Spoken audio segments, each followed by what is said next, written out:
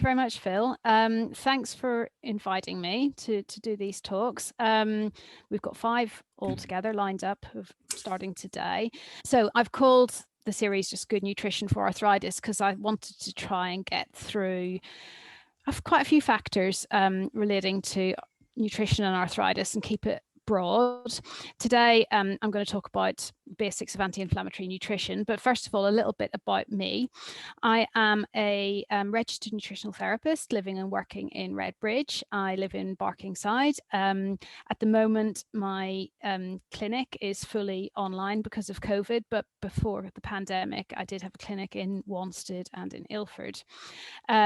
The bulk of my work is working one-to-one with people with all sorts of chronic health issues so that they can feel healthier and more energetic within the constraints of their health conditions using both diet and lifestyle change. So nutritional therapists work obviously primarily with food, but also with interventions like sleep and exercise and stress management. So nutritional therapy encompasses all of that. I also do some group work. I run a group healthy weight loss course a couple of times a year. And I've just put my contact details at the bottom there. I also have a free Facebook group called Eat to Live Your Best Life, where we just discuss all sorts of things to do with nutrition. So anybody is welcome to join me there. I find that when people start talking to me about nutrition, or if I'm at a dinner party or out with people, that it's a bit of a subject that people don't want to talk about because people feel that they want to eat the kind of foods that I've shown on the left, whatever they want, and they're scared that healthy eating means that you just have to satisfy yourself with bowls of salad all the time, or very boring food, or what's seen as very virtuous food. And one of my biggest aims is to get across that eating well to do the best you can for your body can also be good for your soul and be good for your sense of joy in food, that you can eat well to truly nourish your body while still enjoying food, because a large part of the function of food in society is to bond us. We eat meals with our family, with our friends when we can, and nutritional therapy is really doing people a disservice if it takes away from that sense of joy and that sense of community that's so important about food. And today, when we talk about nutrition to reduce inflammation, actually eating socially with people and taking joy in our food is quite a big part of that. So I don't want ever to come across as saying that it's a choice between joy and health. Hopefully there are ways that I can get across that will enable you to have both. It might take a slight switch of attitude or expectation, but you can definitely enjoy absolutely delicious food whilst it's still nourishing your body. So thinking a bit more particularly about arthritis and the ways in which nutritional therapy can maybe help, I've put a few of these points in bold, and they're the ones I'm going to be dealing with over the next few weeks in the talks. And then there are some other points that, I won't really cover because they're quite individual and not appropriate for groups. So the most obvious that I'll talk about today is to reduce the response of inflammation that's going on in the body using an approach that includes diet. But as I said, it's not just dietary related. We're also talking about sleep and stress and community, being with other people. Nutritional therapy can identify and remove from the diet foods that might be making your symptoms worse, because there are definitely certain things that aggravate symptoms. We can support the health of the gut by encouraging a more appropriate immune response. So a lot of the immune system lives in our gut, and later on in about weeks 3 and 4, I think we'll be talking a lot more about gut health. Managing the body weight is important. I don't like it to be the focus of any of my work, but it's often really important for health. Minimizing the weight on sore joints, minimizing weight also reduces inflammation. So that can obviously be a part of nutritional therapy, always in the context of getting to good body weight for health reasons rather than for appearances. And then these are some of the individual things we can do. If I was working one-to-one with someone, we might look at specific nutrients or specific nutrients to reduce inflammation, specific nutrients to look at repairing joints, but they tend to be more based on supplements, and that's only ever something that I do when I work with people one-to-one. So that's a bit of an overview of where I'm thinking of going over the next 5 weeks. But today I really wanted to start by talking about inflammation, the inflammation that is the itis in arthritis. So itis means inflammation, and even in some forms of arthritis that were previously not considered to be inflammatory, like osteoarthritis, we now know that there is inflammation going on within the joint. So even if inflammation isn't the factor that started the process of degeneration, it's still always going on in the background, and reducing inflammation is always a really valid way to go in order to try and reduce symptoms and improve health. In autoimmune forms of arthritis, rheumatoid arthritis, psoriatic arthritis, and others, the inflammation that's going on is due to inappropriate activity of the immune system. So as you probably know, the immune system attacking joints or other areas of the body, and that causes inflammation. And I want to just spend a minute talking about what I mean by inflammation, because I talk about it a lot, and whilst it might make sense in terms of an inflamed joint, I'm also referring to something going on deeper in the body. So what's inflammation about? Well, in acute situations, inflammation is a good thing. If you have an injury, you want inflammation to come along and help to resolve the problem. So it's a sort of a defense against our tissues of the body being damaged. So when we're inflamed, we'll know that if you had a cut and it gets inflamed, it would be red, it would be hot, it might be throbbing. Those are signs of acute inflammation, and they're a good thing. They mean that cells of the immune system are running to the scene of the injury to try and sort out and resolve the injury. So it allows nutrients to get there, it allows oxygen to get there, and repair substances to get to the site of the injury. However, once the injury is repaired, we want the inflammation to shut down. Once the cut on your finger has healed, you don't want it to stay red and sore and throbbing afterwards. And when we get inflammation that doesn't resolve after an injury or after something else, that's what we call chronic low-level inflammation that keeps going on and on in the body. For some reason, the body doesn't shut it down properly, doesn't get resolved, and this is known to be behind most of the non-infectious chronic diseases that we have going on in the 21st century, including arthritis. It's not just injury that causes inflammation. I've got a big list here. So there is injury, but also being overweight causes inflammation, a diet that's rich in foods that cause inflammation, poor blood sugar control, not just a concern for diabetics, but for all of us. Some lifestyle things like stress and lack of sleep really cause inflammation, food allergies, and then some issues to do with the gut, which I'll explain more in a few weeks' time.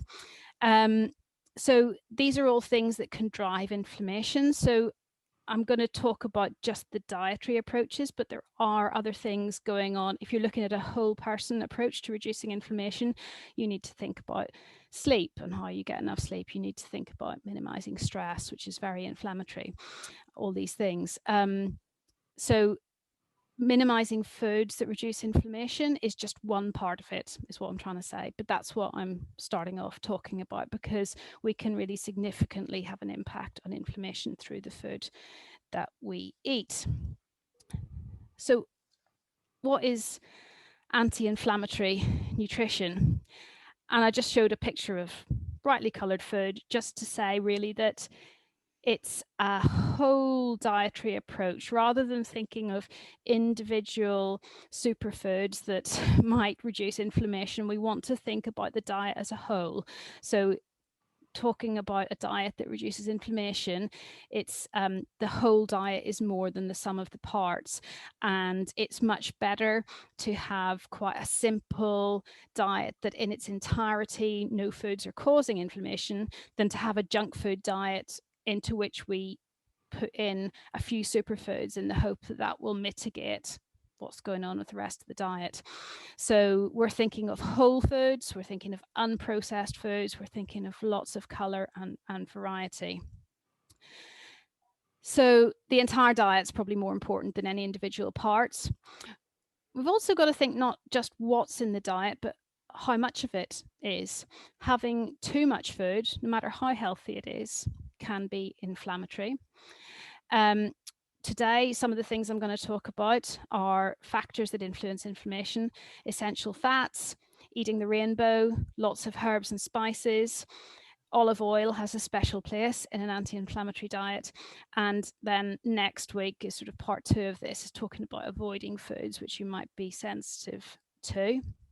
And then in future weeks, I'm going to be talking about the gut and about blood sugar. So those are sort of key points to consider in reducing inflammation. Does this sort of make sense so far, with a nod or a thumbs up or something? Is this the stuff that you've heard about? Yeah, okay. So an overview. So given that I said that the whole is more than the sum of the parts, there is evidence to support the use of a Mediterranean diet, in not just in prevention of occurrence of arthritis, but once arthritis is established.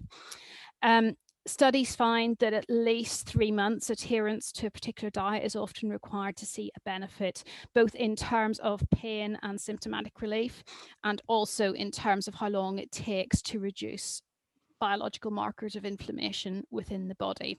So a few days or a week here and there, you won't really see much benefit. It's got to be sort of a lifestyle change, rather than thinking of it as a diet to stick to for a short period of time. The Mediterranean diet, if you are thinking of adopting something like this long term, it's also very protective in terms of lots of other chronic diseases like cardiovascular diseases, mental illnesses, diabetes, cancer. So it's a diet that's very safe and well studied in terms of adopting it and running with it long term. The Mediterranean diet is not pizza and pasta, much as we might like it to be. I know that's eaten in some parts of the Mediterranean, but what we're talking about is more the type of diet eaten in the southern Mediterranean, around Greece and the very south of Italy, around Sicily, those sorts of regions in the southeastern Mediterranean primarily. And yeah, not pizza and pasta. So you might think, thinking about anti-inflammatory diet and being careful about your food might be terribly restrictive or might be boring, but you know, that's just perhaps a typical Mediterranean diet dish, and that doesn't look at all to me like it's going to be either boring or restrictive. It looks like it's nourishing and tasty and rather interesting. So I hope that, you know, we can go forward looking at this as a really positive and exciting and delicious thing to introduce into your lives. The next slide I'm going to show has quite a lot of information on it, but it's a food pyramid that's showing what the typical, that southern eastern Mediterranean diet is made up of. So I don't know how well you can see. I'm happy to send the slides around afterwards so that you can look at this at your leisure, but you'll see a pyramid in the center, and at the base of that pyramid is the foundation and the foods that are eaten most in the Mediterranean diet. And you can see vegetables and herbs and spices on the left, fruit in the middle, and whole grains, and pulses and pulses and whole grains on the right hand side. So that whole base is pretty much unlimited vegetables and herbs and spices. On the next level up, olives and olive oil have their own place in this food pyramid, and I'll talk about them in particular and why olive oil is so significant. So you can see that on like that next level up on the left hand side. We've also got nuts and seeds. We've got onions and garlic. That family of vegetables also have a particular place. And then we've got dairy and eggs, although the some of the notes on the right-hand side say that milk proteins might be problematic for some people. I'll talk more about that next week, but eggs are definitely there. Next level up, so we're getting into foods which we're eating less often. So the base, the vegetables and fruit, are foods that are eaten all the time, almost unlimited. Next level, foods that are eaten very frequently, a core part of the diet. Then the third level up, we're getting onto foods that we don't want to eat so often if we're adhering to a traditional Mediterranean diet, but they're still there as an important part. We've got poultry, and we've got seafood and white fish, and we've also got oily fish as a key part, and I'll talk about oily fish specifically today. And at the top of the pyramid, so it's there but not eaten very often, would be red meat. We've also got all sorts of notes around the side about things that aren't eaten. So down on the right-hand side, we're saying we minimize caffeine, we minimize soft drinks, we minimize junk food, we minimize salt and sugar. So these are all factors that are known to increase inflammation and can drive arthritis. This study's talking about rheumatoid arthritis in particular, but I don't see any reason why the same doesn't apply to other forms of arthritis. It's the inflammation always behind it.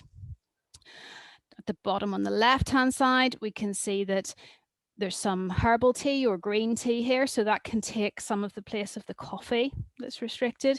But in order that, you know, not everything's restricted, and we've got some red wine there, which is included and enjoyed on a traditional Mediterranean diet. Of course, it's important to know whether that interacts with any medications that you might be on.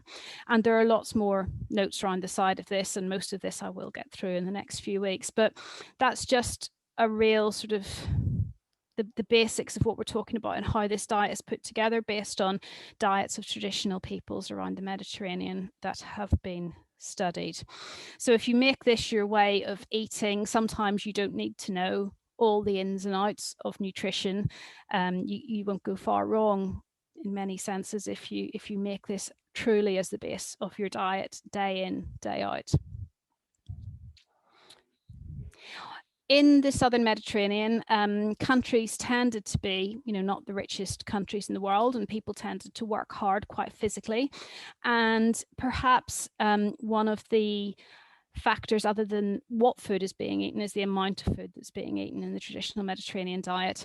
And restricting calories does reduce inflammation. So not eating as many calories as you're expending, not overeating on food, definitely reduces inflammation. But of course, there's a limit to this. If you're already of a healthy body weight or don't want to lose any more weight, then we don't want to be calorie restricting all the time. It's just of interest to say, really, that cycles of fasting or fasting mimicking, which is where you restrict calories in order to get some of the same effects of fasting, they can also reduce inflammation, and studies show that they do reduce arthritis symptoms, but it tends to be that symptoms are just reduced for the duration of a fast, and then symptoms recur again once you start eating food.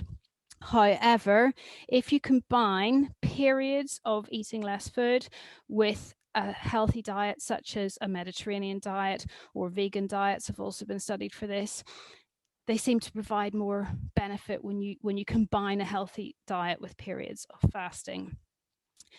You should really only fast under the supervision of a health professional, but you can try a little bit of calorie restriction yourself by just deliberately not overeating at meals and leaving the table when you feel you're maybe just 80% full, 3/4 full, sort of feeling like there's a bit of room and you're not completely stuffed when you get up from a meal. Anybody can do that on an ongoing basis, and that's quite a good way to practice calorie restriction safely without the need for any sort of supervision. And that can definitely reduce inflammation, because we have inflammation that occurs every time we eat, just by our metabolic processes processing the food that we've eaten in our digestive system. It does generate some inflammation. So just not overeating in general can be a helpful first step.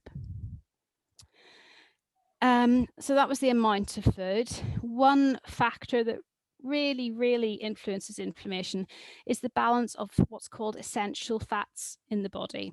So these are two particular fats that we can't make ourselves within the body from other fats. So a lot of fats we can take in, and our bodies can take them apart, like taking apart some Lego and build it up into something new, build it up into a new fat. We can't build these omega-6 and omega-3 fats. We have to get them from our diet. And it turns out that omega-6 fats promote inflammation and omega-3 fats reduce them. So by playing around with the ratio of how many omega-6s we've got and how many omega-3s we've got, we can influence the inflammatory response within the body. We used to, in earlier times in our evolution, we used to eat just as much omega-3s as omega-6s, so pretty much 1-to-1. And there are studies that show that as long as you don't go over about 3 times as much omega-6 as omega-3, you're still reducing inflammation in arthritis. But it's very easy to get lots of omega-6 fats in our modern Western diet. It's quite difficult to find omega-3 fats, and you don't come across them by accident. You have to deliberately go out and seek them out. So many people eating a modern Western diet consume about 15 times as many omega-6 fats as omega-3 fats. And this is thought to be one key reason behind why so many of us are all inflamed. So it's likely to worsen symptoms. So just to put that into a visual, if you think of them as like weights on a scale, we can find lots and lots of omega-6 containing foods. I'm going to talk about what they are. It's very difficult to find those omega-3 containing foods, but we do need to keep the scales balanced, or at least not too tipped over into omega-6. So omega-3, the ones that are difficult to find, but let's focus on what we can do first. They're found in its most useful form in oily fish. So which fish are oily fish? You can remember which fish are oily fish by thinking of the word SMASH, which stands for sardines, mackerel, anchovies, salmon, and herring. And these are the fish that contain the omega-3 fats in its richest form. If you don't eat fish, you can also find omega-3 in some plant sources: flax seeds, chia seeds, walnuts, pecans, and algae as well.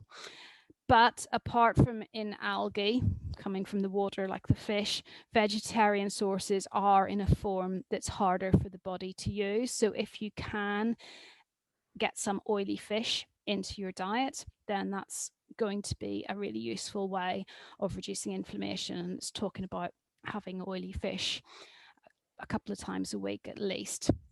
And towards the end of this talk, I'll talk about ways of you might want to think about getting oily fish in.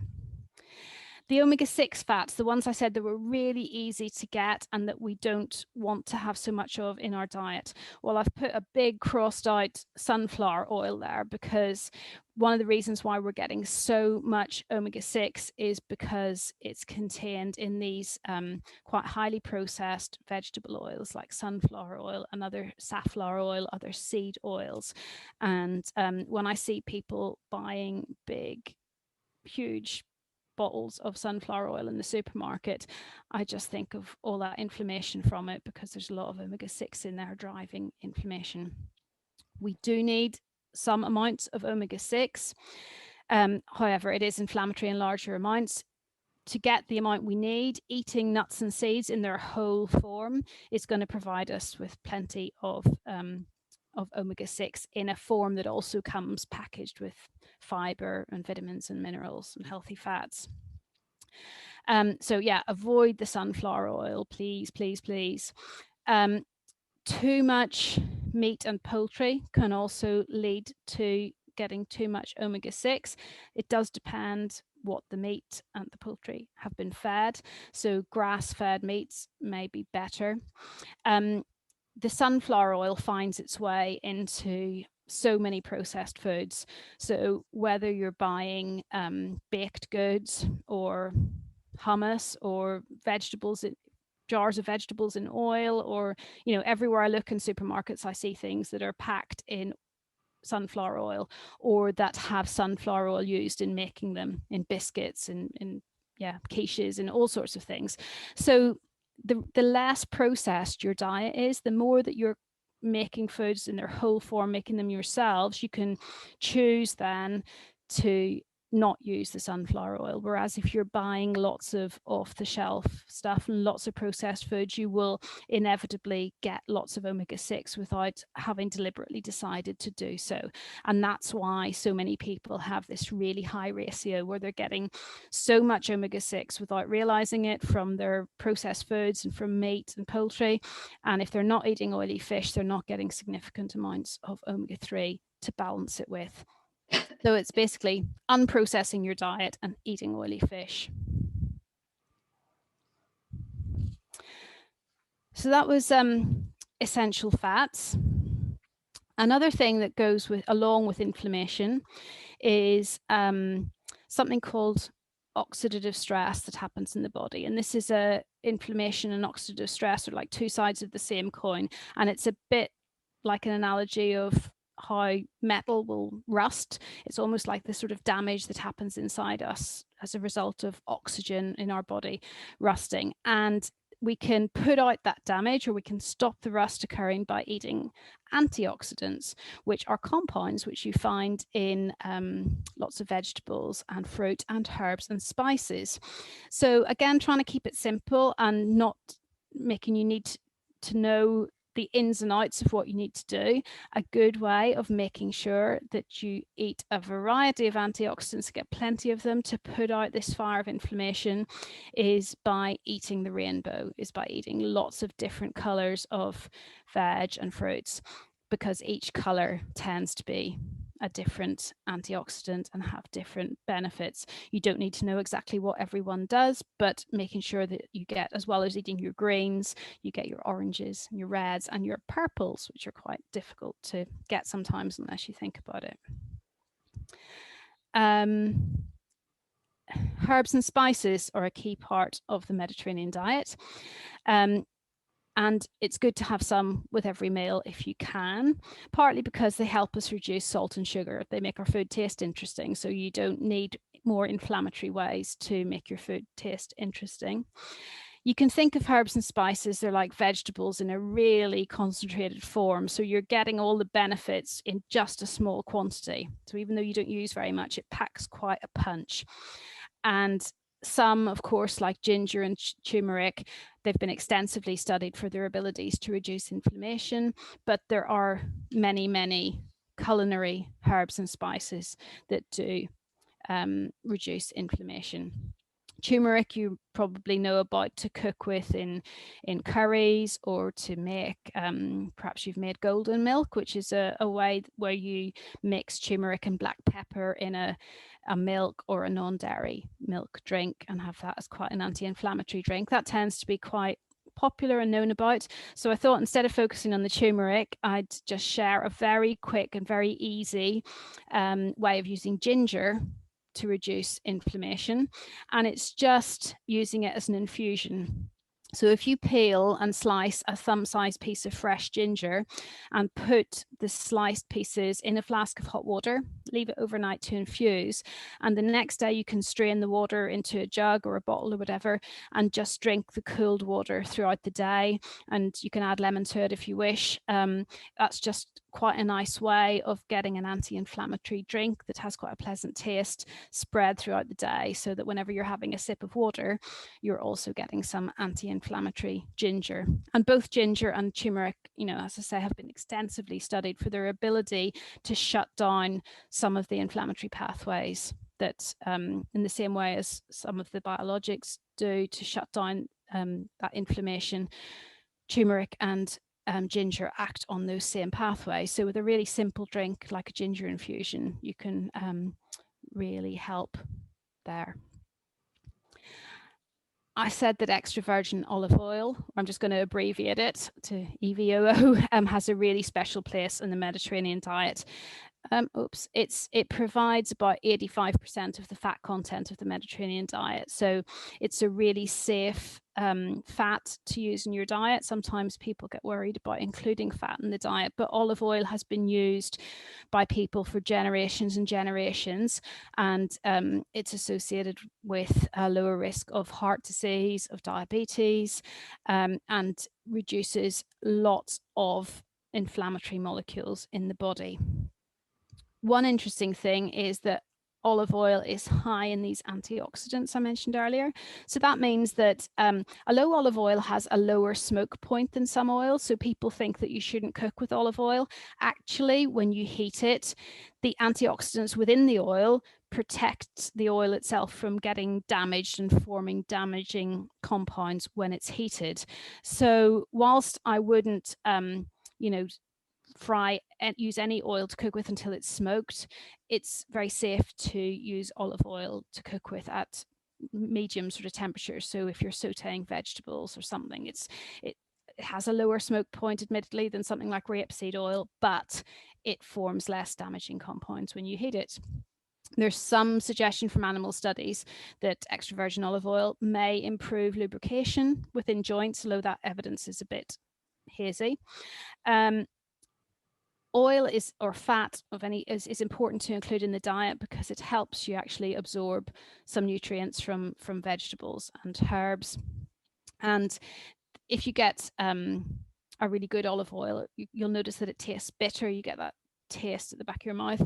The bitter taste actually supports our digestive system to help it to work harder and digest our food properly.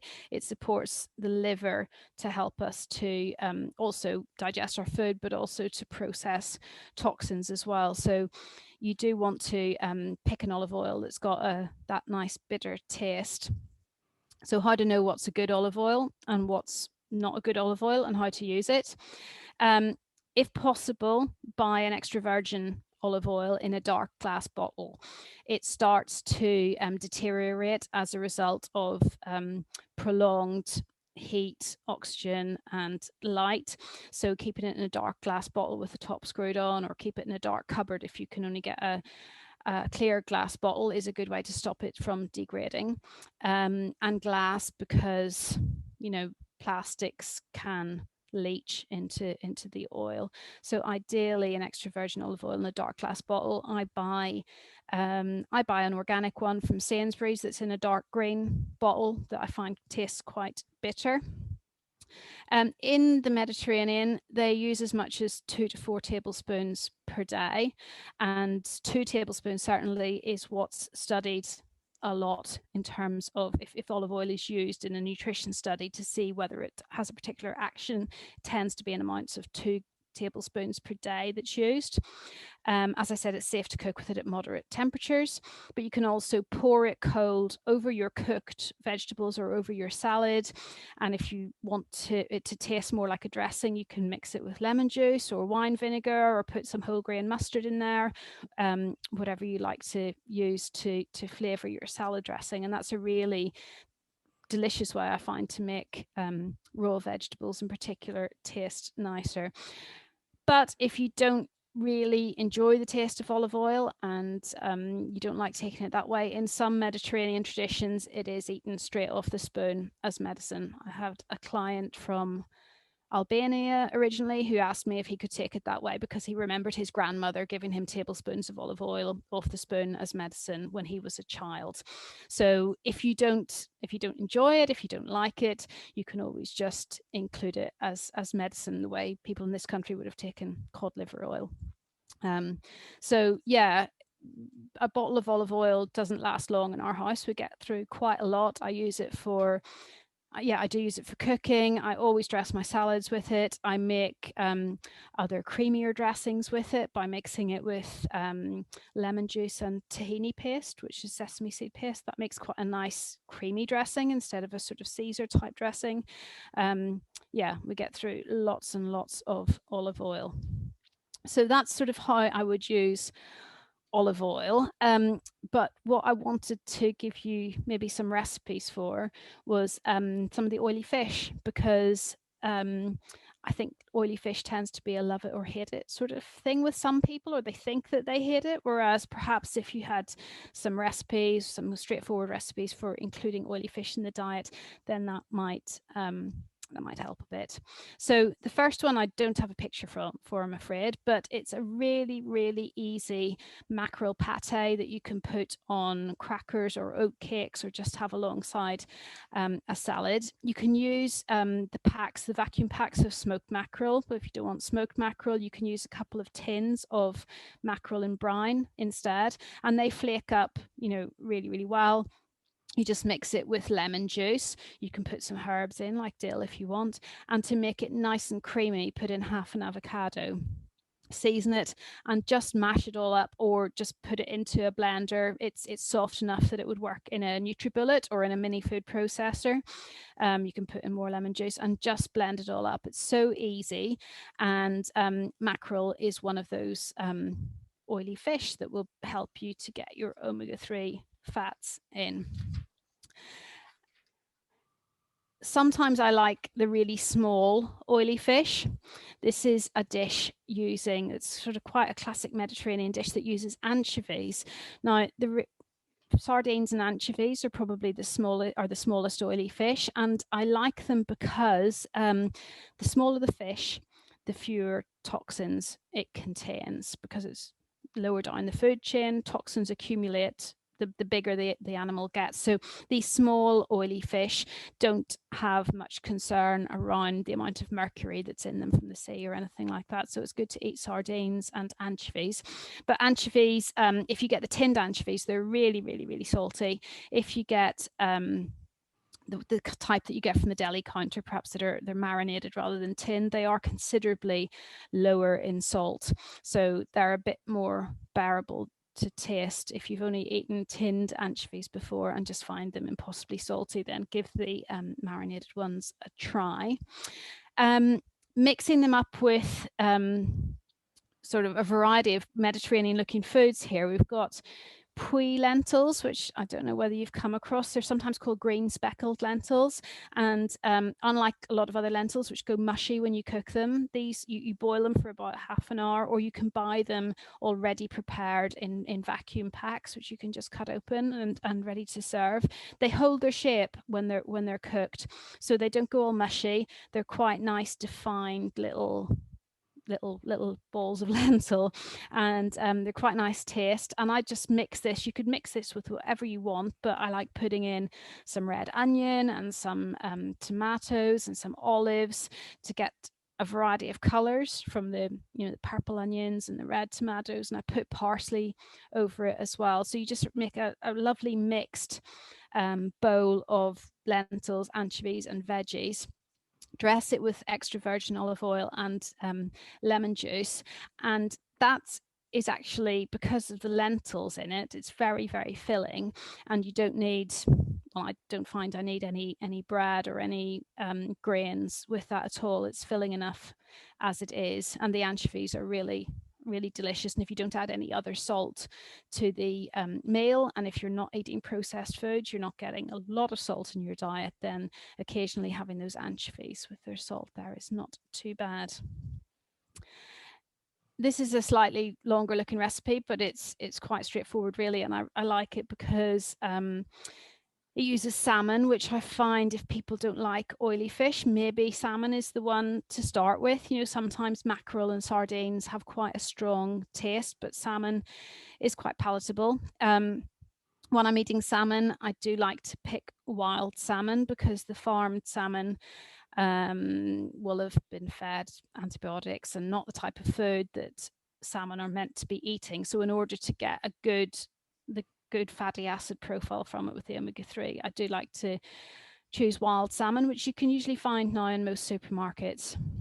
So just baking the salmon fillets, and then serve it with, make up a little salsa that's got chopped mango, chopped avocado, again red onion, and some extra virgin olive oil, of course, with lemon juice, and you can put in some chili flakes there to make a little salsa to serve alongside the salmon.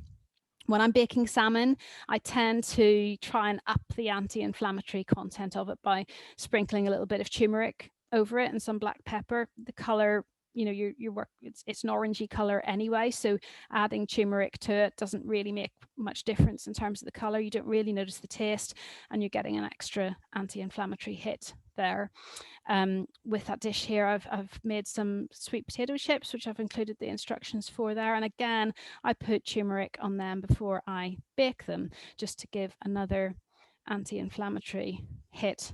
As I said, they're orange anyway.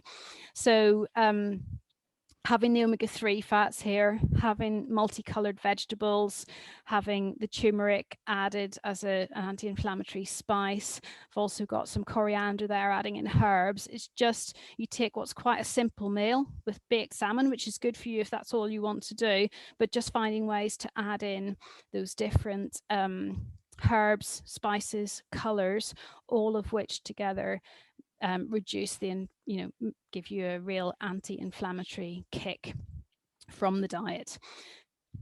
So those are just a few oily fish recipes, maybe to give you some ideas or tips if it's not something that you normally cook with in your diet.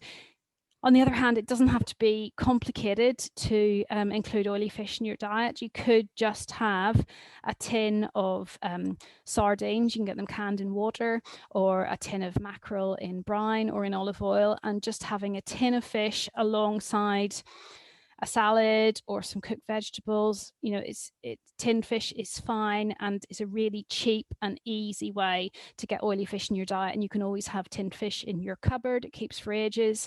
So you don't need to be particularly prepared. Or also you can get the tins of mackerel in tomato sauce, and that's quite a nice food to have if you eat bread, to have it on toast, or to have it as a quick and easy supper. It's very easy to do. So that's just some ways of getting some more of those omega-3 fats in your diet to remember, try and compensate for the omega-6 fats that we get so much of.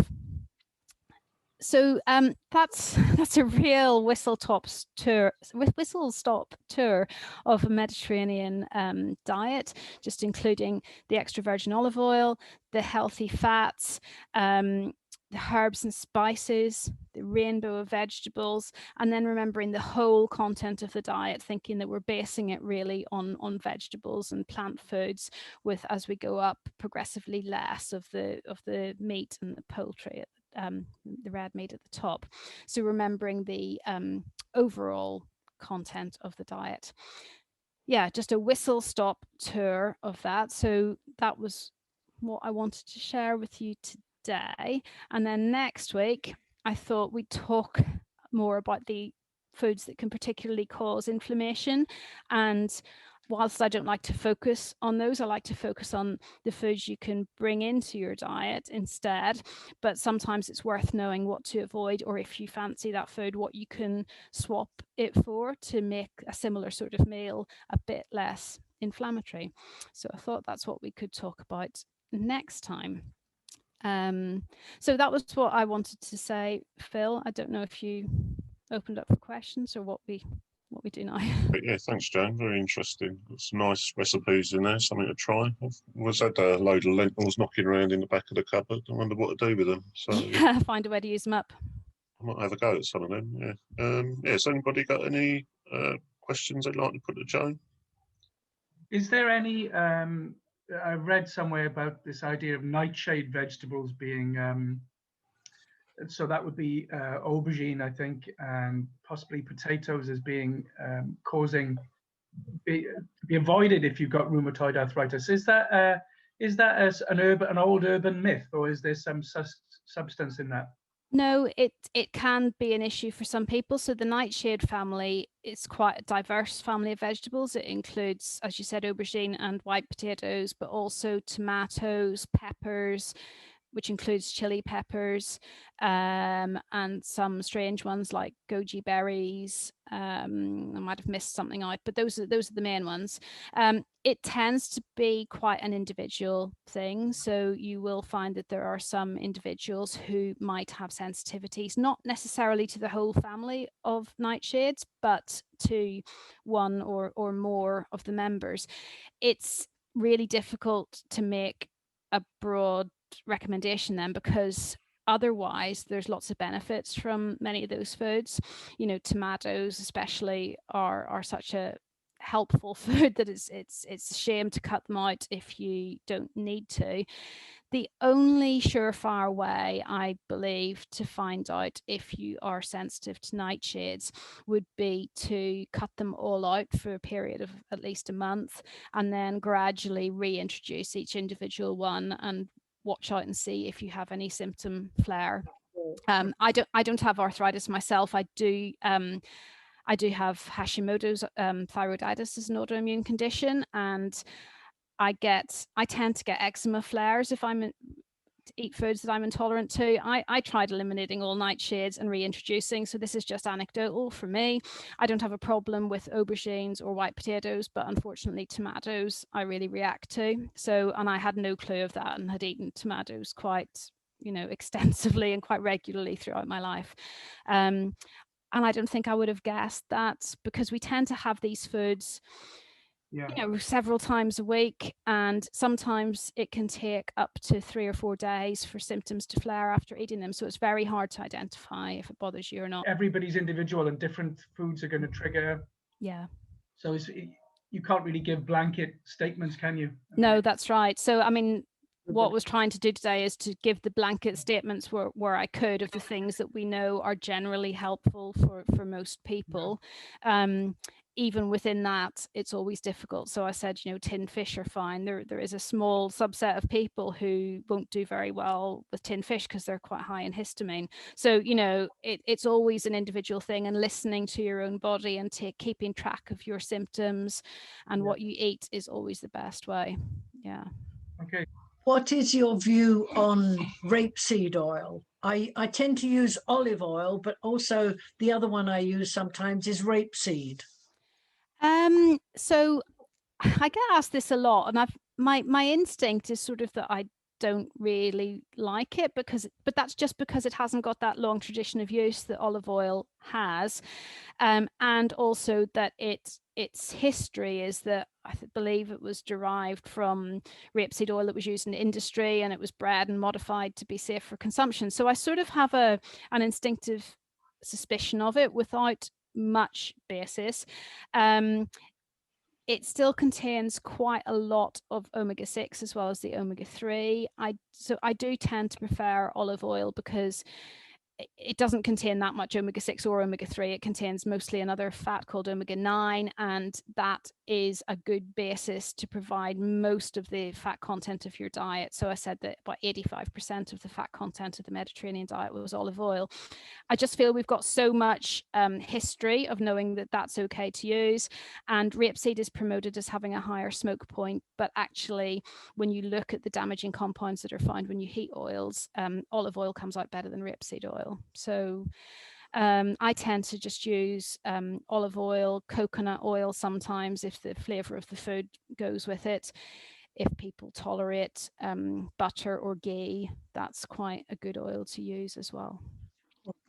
Yeah. Joan, you don't seem to mention anything to do with milk products like cheese and yogurt and things like that.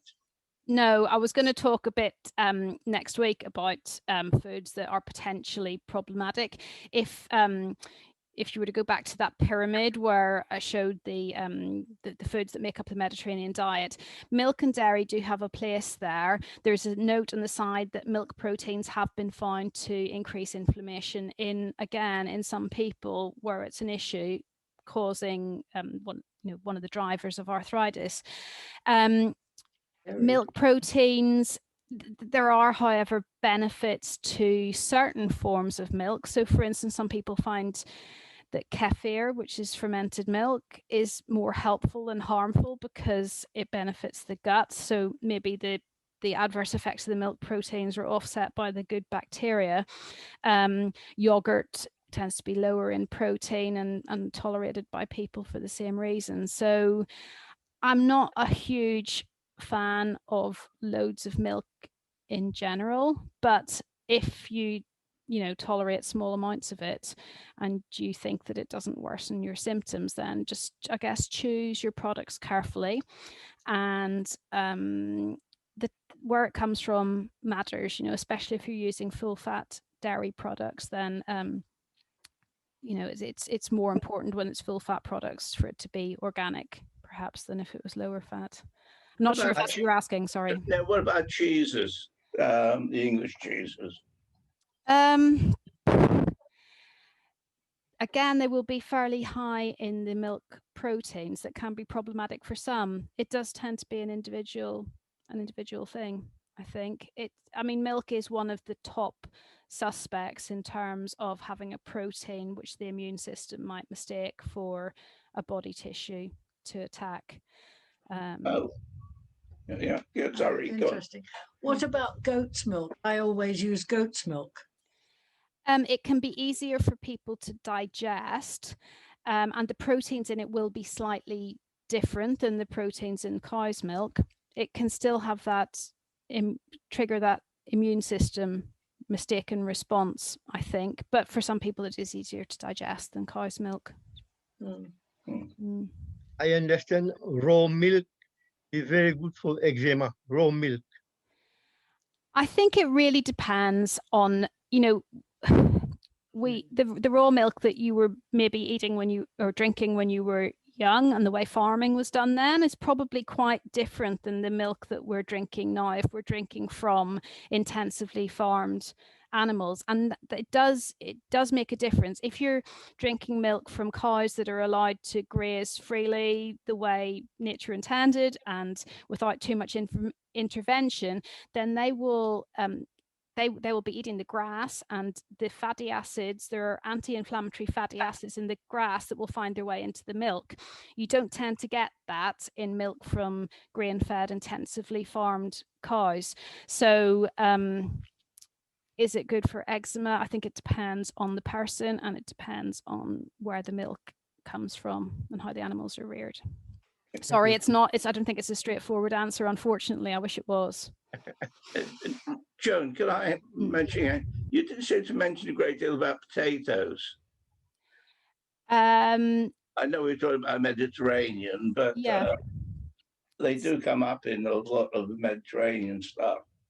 Yeah, so it's there. The base of that pyramid was the vegetables, the fruit, and whole grains and pulses, but also I'd sort of lump potatoes in with there. So when I talk in a few weeks' time about blood sugar balance and making sure you don't, you balance the carbohydrates in the diet with other things, then potatoes are there as a starchy carbohydrate, and they're an important staple part of the diet for lots of people. And I think perhaps your genetic inheritance comes into this. I mean, I'm Irish, and our staple diet for generations would have been potatoes. So maybe I tolerate potatoes better than somebody from Japan or wherever, I can't think, wherever they don't eat potatoes. I think that might come into it somehow, but it's just important to keep it in moderation, because it can spike your blood sugar like any carbohydrate.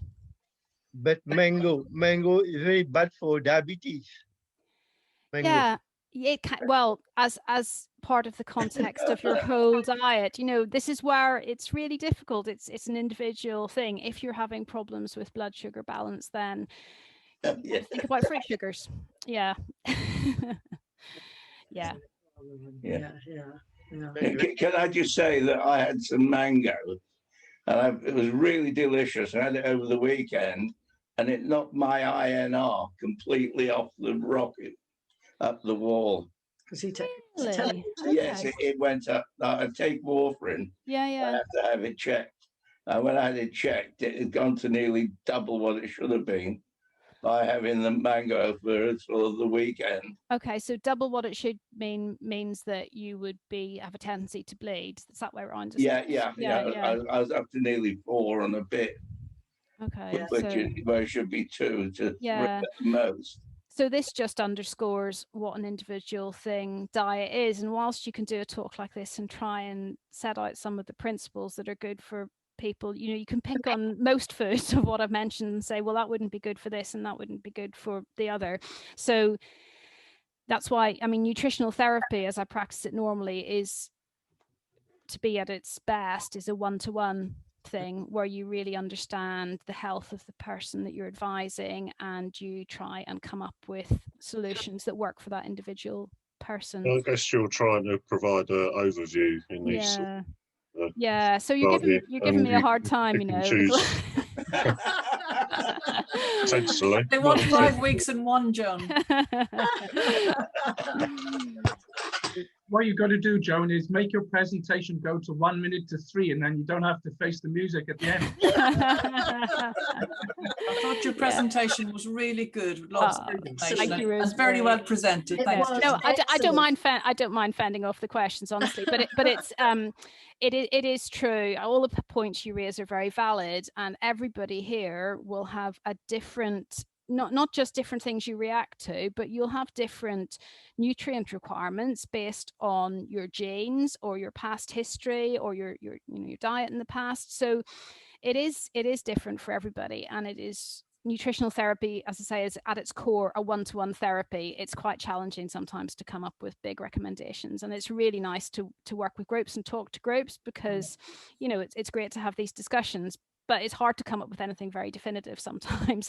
And that is the problem behind some of the research, and why I sometimes say that the research is hazy or the research is a bit sketchy, because you do a study with thousands of people, all with their different nutrient needs and all with their different genetic makeups. And you're trying to see if one food is effective or if one intervention is effective.